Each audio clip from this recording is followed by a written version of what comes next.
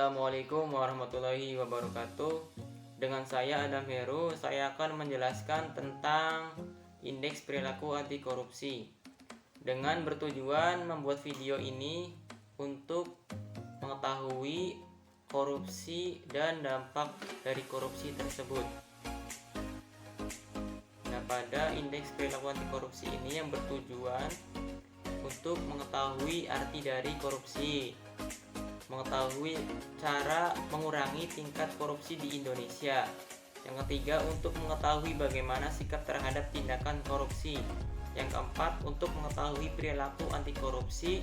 Dan yang kelima, untuk mengetahui dampak dari korupsi. Pengertian korupsi. Pengertian korupsi menurut Juniadi Suwartojo 1997, korupsi menyangkut sesuatu yang bersifat amoral, sifat dan keadaan yang busuk, menyangkut jabatan, instansi atau aparatur pemerintah, penyelewengan kekuasaan dalam jabatan karena pemberian, menyangkut faktor ekonomi dan politik, serta penempatan keluarga atau golongan ke dalam kedinasan di bawah kekuasaan jabatan. Bagaimana cara mengurangi tingkat korupsi di Indonesia? Harapan saya untuk mengurangi kasus korupsi yang ada di Indonesia, pertama, hilangkan sikap keegoisan dalam diri sendiri atau dalam diri seseorang yang telah menjadi pejabat. Jika keegoisan sudah sampai ke akar-akarnya, maka Indonesia ini akan dinilai kurang cekatan atau lalai dalam mengatasi korupsi. Yang kedua, menanamkan sifat jujur dalam diri sendiri dulu, karena di zaman modern banyak orang yang tidak jujur dalam berbagai aspek. Jujur itu perlu saat menjalankan tugas sebagai seseorang pemimpin, baik dalam organisasi manapun dalam perusahaan. Yang ketiga, disiplin dan konsisten itu juga harus diterapkan dalam diri sendiri ataupun di dalam kehidupan sehari-hari. Berikutnya, sikap terhadap tindakan korupsi. Ada 9 nilai anti korupsi yang dapat diterapkan dalam kehidupan sehari-hari, baik dalam kehidupan berkeluarga, bekerja, maupun bersosialisasi dalam masyarakat. Kesembilan nilai anti korupsi dibagi menjadi 3 bagian utama, yaitu jujur, disiplin, dan tanggung jawab, yang dapat menumbuhkan sikap adil, berani, dan peduli, sehingga mampu menciptakan etos kerja keras, mandiri, dan sederhana. Sikap terhadap tindakan korupsi. Ada 9 nilai anti korupsi yang dapat diterapkan dalam kehidupan sehari-hari, baik dalam kehidupan berkeluarga, bekerja, maupun bersosialisasi dalam masyarakat. Kesembilan nilai anti korupsi dibagi menjadi 3 bagian utama, yaitu jujur, disiplin, dan tanggung jawab, yang dapat menumbuhkan sikap adil, berani, dan peduli, sehingga mampu menciptakan etos kerja keras, mandiri, dan sederhana. Kemudian ada dampak dari korupsi.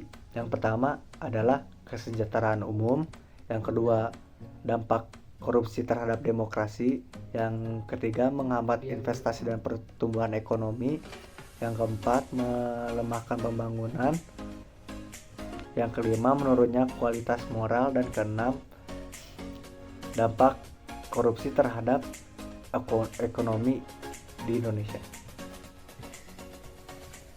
Kemudian yang ketujuh, meningkatkan kemiskinan. Kemudian saya akan menjelaskan perilaku anti korupsi dalam rangka mempercepat upaya pencegahan dan pemberantasan korupsi. Pada tahun 2012, pemerintah mengeluarkan Peraturan Presiden Republik Indonesia Nomor 55 Tahun 2012 tentang Strategi Nasional Pencegahan dan Pemberantasan Korupsi atau Stranas PPK jangka panjang tahun 2012 sampai 2025 dan jangka tengah tahun 2012 sampai 2014. Pada tahun 2018, Stranas PPK tersebut disempurnakan menjadi Strategi Nasional Pencegahan Korupsi atau Stranas PK yang tertuang dalam Peraturan Republik Indonesia tahun 2018 nomor 48.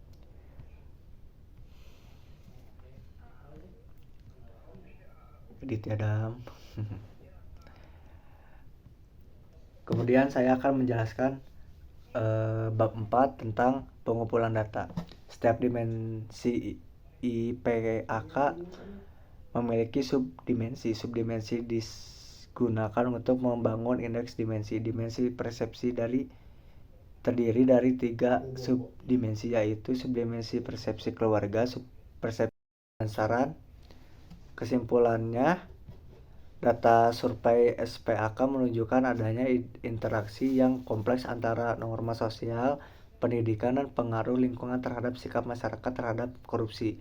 Temuan ini menunjukkan perlunya intervensi yang ditargetkan untuk memperkuat norma-norma dan nilai-nilai anti korupsi, khususnya di masyarakat pedesaan dan di kalangan individu yang kurang pendidikan. Selain itu, upaya untuk meningkatkan nilai-nilai anti korupsi pada anak-anak harus fokus pada pemanfaatan pengaruh lingkungan rumah dan lembaga pendidikan. Data survei SPAK memberikan wawasan berharga mengenai dinamika sikap terhadap masyarakat yang korupsi. Sarannya, korupsi merupakan hal yang keji dan melanggar hukum di Indonesia. Korupsi juga mempengaruhi beberapa hal yang sangat berpengaruh bagi ekonomi, kesejahteraan umum, dan moral seseorang. Maka daripada itu, kita sebagai masyarakat Indonesia harus memperhatikan dampak negatif dan juga menolak keras terhadap tindakan korupsi. Semangat!